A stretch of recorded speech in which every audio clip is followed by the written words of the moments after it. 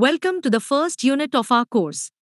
This unit will cover a range of fundamental concepts in biology, providing a foundation for the topics we'll explore later in the semester. As you can see on the overview, we will be discussing cell theory, Whittaker's kingdom classification, cell organelles and their functions, homeostasis, replication and cell division, tissue differentiation, stem cells and their applications, and finally, genetic algorithms. Now, let's delve into our first key concept, evolution. Evolution, in its broadest sense, is the process by which different kinds of living organisms are believed to have developed from earlier forms during the history of the Earth. More specifically, it is defined as the change in the heritable characteristics of biological populations over successive generations. This means that the traits passed down from parents to offspring can change over time, leading to the diversity of life we see today. We'll briefly touch upon the historical understanding of evolution. Here, we see two key figures. Jean-Baptiste Lamarck proposed the idea of spontaneous generation of species according to needs and functionalities of the mutation. This concept, though influential at the time, differs significantly from our current understanding. Later, Charles Darwin presented his theory based on survival of the fittest mutations. Darwin's work, focusing on natural selection acting on heritable variations, laid the groundwork for modern evolutionary biology. Now, let's shift our focus to the fundamental unit of life, the living organism. A living organism can be defined as a complex unit of physicochemical materials that is capable of self-regulation, metabolism, and reproduction. Furthermore, living organisms demonstrate several key abilities, including the capacity to interact with their environment, grow, move, and adapt. These characteristics are essential for life as we know it. Building on the definition, this slide highlights the main characteristics of organisms. These include being made of cells, requiring energy, food, being able to reproduce, species, the ability to maintain homeostasis, being organized, the capacity to respond to the environment, the ability to grow and develop, and the capability to exchange materials with surroundings, water, wastes, gases. These are the hallmarks of life.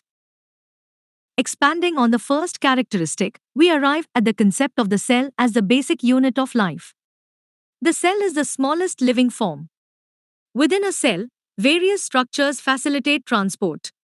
Cells also metabolize, respire, reproduce, through meiosis, multiply, through mitosis, are energy-producing, and keep information in the form of genetic material. Now, let's begin to classify cells. Our first category is prokaryotes. Prokaryotic cells are characterized by having a nucleoid region, center, that contains the DNA. Importantly, they lack a true nucleus and other membrane-bound organelles. Prokaryotes are surrounded by a cell membrane and a cell wall. The cell wall in prokaryotes is typically made of peptidoglycan. Their cytoplasm contains ribosomes, which lack a membrane, that are responsible for making proteins. Bacteria are a prime example of prokaryotic organisms. In contrast to prokaryotes, we have eukaryotes. Eukaryotic cells are defined by the presence of a nucleus and membrane-bound organelles. This group includes protists, fungi, plants, and animals. Eukaryotic cells are generally considered a more complex type of cell compared to prokaryotes. Now, let's discuss a foundational principle in biology, the cell theory. The cell theory was suggested by German scientists Theodor Schwanner and Matthias Jakob Schleiden in 1838. Specifically, Matthias Schleiden, a German botanist, and Theodor Schwanner, a British zoologist, formulated the cell theory. The cell theory has three main tenets. Times all living things are made of cells. Time cells are the basic unit of structure and function in an organism, basic unit of life. Time cells come from the reproduction of existing cells, cell division. Following this, we move on to Whittaker's 5 kingdoms of classification, a system used to categorize living organisms. Here, we begin to describe Whittaker's 5 kingdoms.